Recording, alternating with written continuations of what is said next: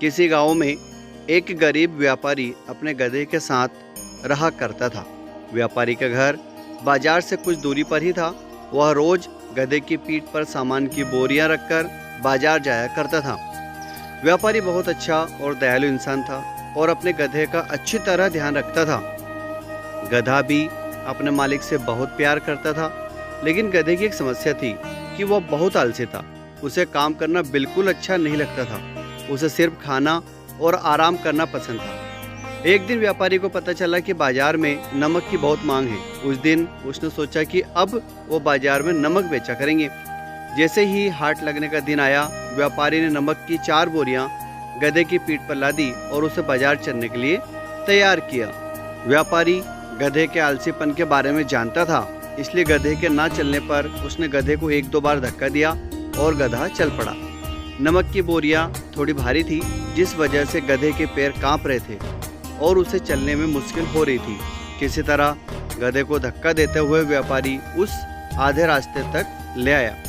व्यापारी के घर और बाजार के बीच एक नदी पड़ती थी, जिसे पुल की मदद से पार करना पड़ता था। गधा जैसे ही नदी पार करने के लिए पुल पर चढ़ा और कुछ दूर चला, उसका पैर फिसल गया और वह नदी में गिर गया।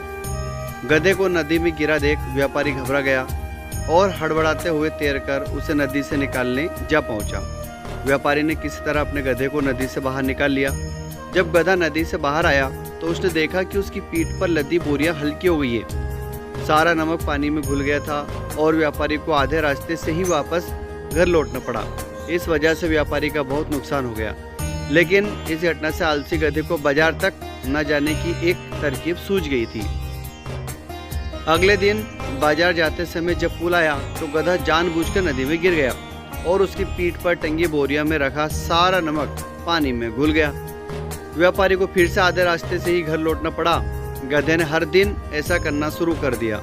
इसके कारण गरीब व्यापारी को बहुत ज़्यादा नुकसान होने लगा, लेकिन धीरे धीरे व्यापारी को गधे की यह युक्ति समझ आ गई थी। एक दिन व्यापारी ने सोचा कि क्यों ना गधे की पीठ पर ऐसा सामान रखा जाए जिसका वजन पानी में गिरने से 2 गुना हो जाए। यह सोचकर व्यापारी ने गधे की पीठ पर रुई से भरी बोरियां बांध दी और उसे लेकर बाजार की ओर चल पड़ा। जैसे ही पुल आया, गधा रोज की तरह नदी में गिर गया, लेकिन आज उसकी पीठ पर लदा वजन कम नहीं हुआ बल्कि और बढ़ गया। गधा इस बात को समझ नहीं पाया। ऐसा अगले 2 से 3 दिन तक होता रहा। व्यापारी गधे की पीठ पर रुई से भरी बोरी बांध देता और पानी में गिरते उसका वजन 2 गुना हो जाता। आखिरकार गधे ने हार मान ली। गधे को अब सबक मिल चुका था।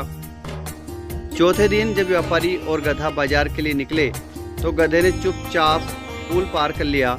उस दिन के बाद से गधे ने कभी भी काम में आलस्य नहीं दिखाया और व्यापारी के सारे नुकसान की धीरे धीरे भरपाई हो गई। कहानी से सीख। बच्चों, आलसी गधे की कहानी से हमें यह सीख मिलती है कि अपने कर्तव्य का पालन करने में कभी भी आलस नहीं दिखाना चाहिए। साथ ही व्यापारी की तरह सही समझ और सूझबूझ से किसी भी काम को आसानी से किया जा सकता है। कहानी कैसी लगी? कृपया चैनल को लाइक, शेयर और सब्सक्राइब जरूर करें। धन्यवाद।